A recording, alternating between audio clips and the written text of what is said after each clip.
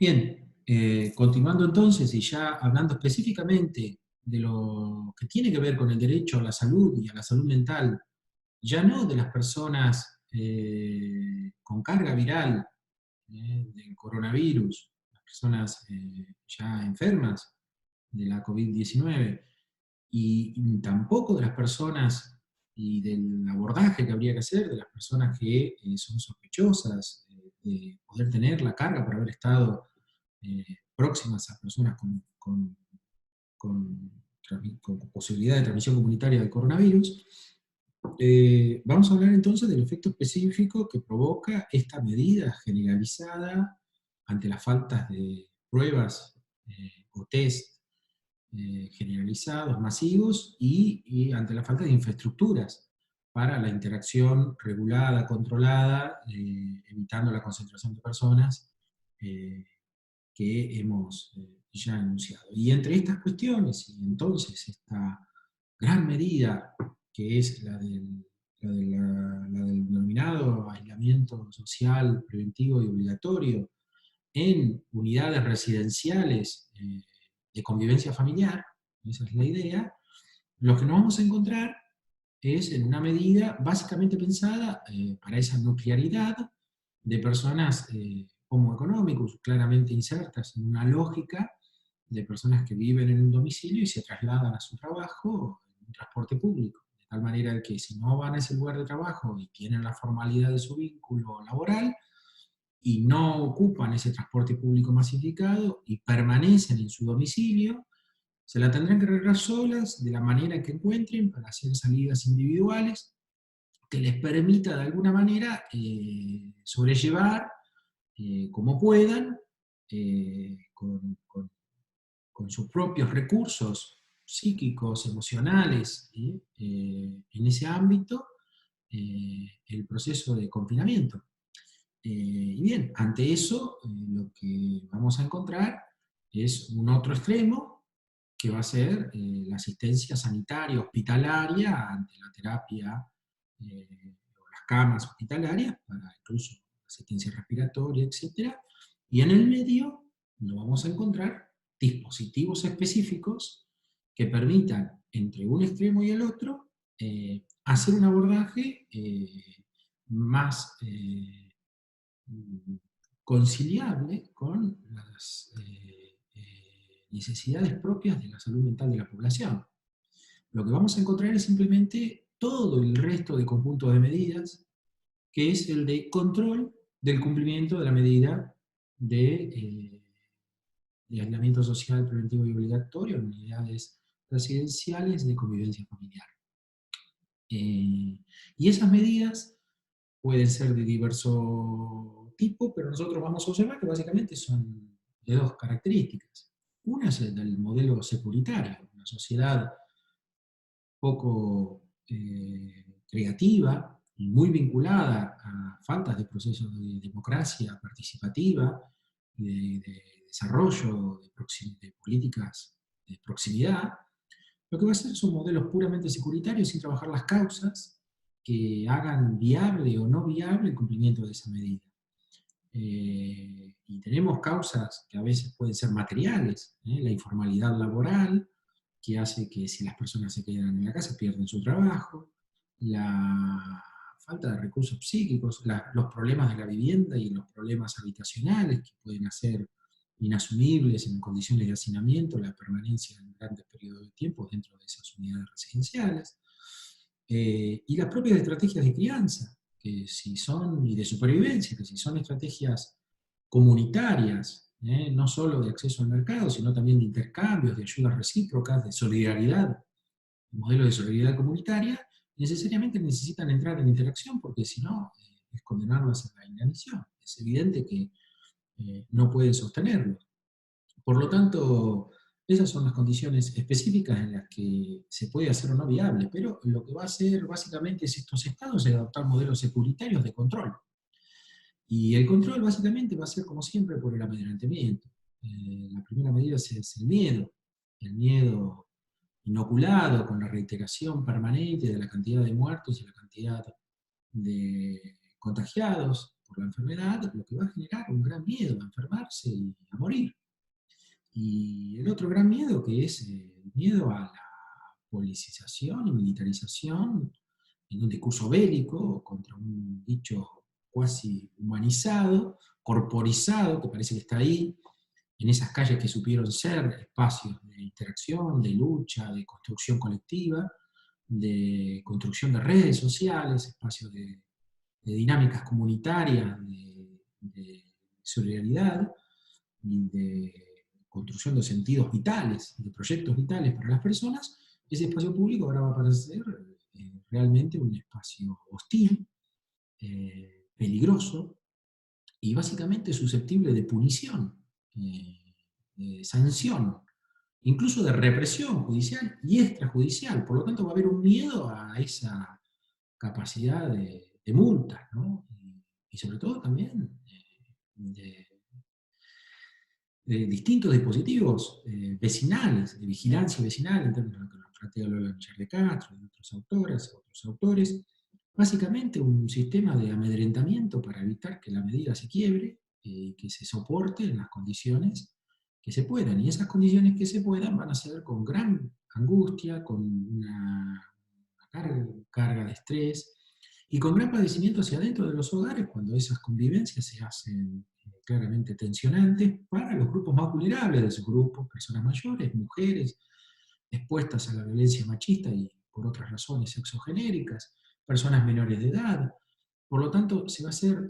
personas con diversidad funcional, se va a hacer muy, muy difícil sostener ese modelo, incluso en modelos de amedrentamiento intenso y represión. Y el costo va a ser además muy alto en términos de ejercicio de derecho y de salud mental de la población.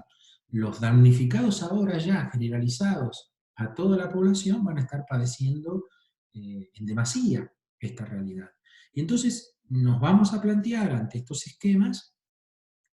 modelos alternativos. Y los alternativos no necesariamente van a ser los de vigilancia tecnológica, pensados originalmente como una forma también para estos grupos que hablaba antes, de las personas portadoras de la carga viral y hacer su seguimiento, o las personas que han estado en contacto directo con estas, como modelo de seguimiento por geolocalización, por rastreo de móviles. Lo que vamos a encontrar en realidad es un esquema muy diferente de inteligencia, por el denominado ciberpatrullaje, por formas que claramente van a estar buscando la acción sobre el conjunto de la población, con efectos que, bueno, son en esas lógicas de prevención, simples efectos colaterales, una violación a la privacidad, violaciones al derecho a la intimidad, eh, control de las pautas de conducta, mercantilización de ese big data y ese gran desarrollo que es el seguimiento de las personas, que harán que incluso desde ese vigilantismo social hasta sea reclamado por las personas, introducirse sus APP, sus dispositivos móviles como una manera de generar ese semáforo que te permita circular un poco más de lo que estamos si yo no cumplo,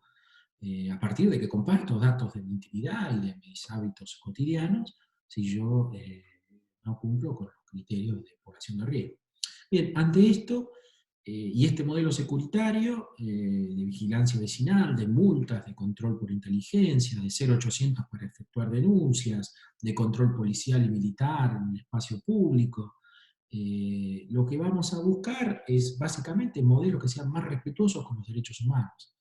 Y los diagnósticos que vamos a tener que hacer son los diagnósticos de qué recursos contamos, públicos, comunitarios, incluso del sector privado, a los efectos de cumplir con el derecho a la salud mental de la población. Eso es básicamente lo que vamos a tratar de hacer, y esa salud mental de la población tiene que partir de un principio básico que tiene que ver con eh, que la salud mental tiene que ver con una relación de proximidad, con una relación de cercanía, con un principio básico que es operar sobre la vinculación, sobre la construcción de la red vincular de las personas en el ámbito comunitario. Y por lo tanto, en esos dos extremos que hablábamos, Lo que hay que construir son los dispositivos de intervención psicosocial que podemos hacer a partir de una puesta en común en términos de política de salud pública, de una articulación del conjunto de servicios que podemos llevar adelante, y incluidos, por supuesto, los agentes de salud mental, porque la lógica individualista nos va a llevar a simplemente trabajar con una angustia aparentemente patológica, individual, de quien ha sufrido la muerte de un ser querido por el coronavirus, de quien está por perder su trabajo, de quien teme la represión por la transgresión a la medida dictada por un poder ejecutivo que restringe derechos de manera generalizada. Por lo tanto, vamos a tener que pensar a los agentes de salud mental también desde una lógica de la proximidad y la cercanía. La primera medida que vamos a tener que poder disponer,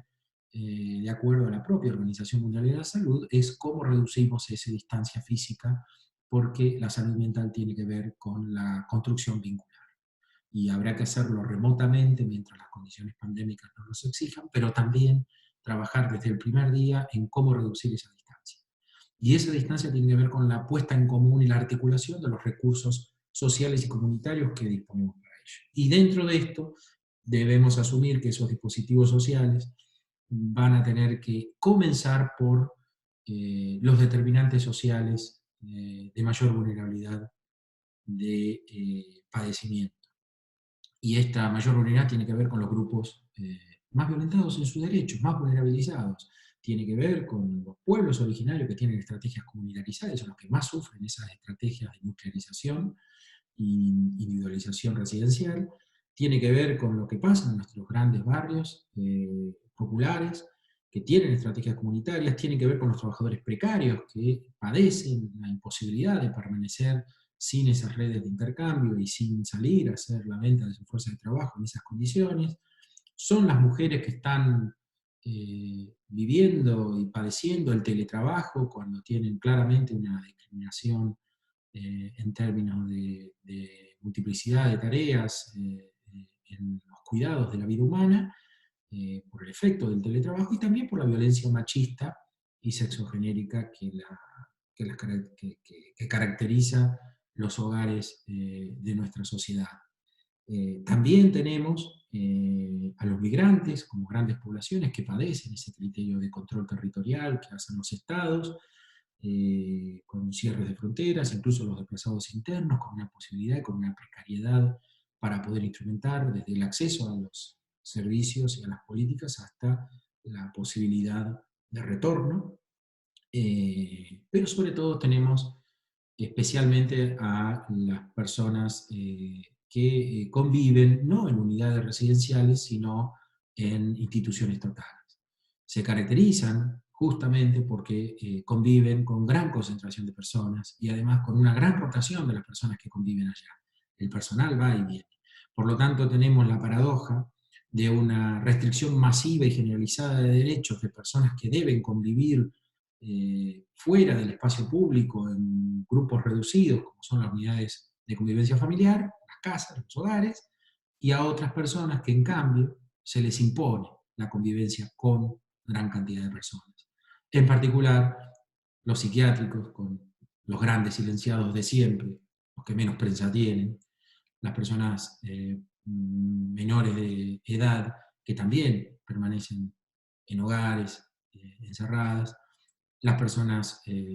privadas de libertad, en los sistemas penitenciarios, en los establecimientos penitenciarios sobremasificados. Ahí no hay ninguna otra posibilidad que reducir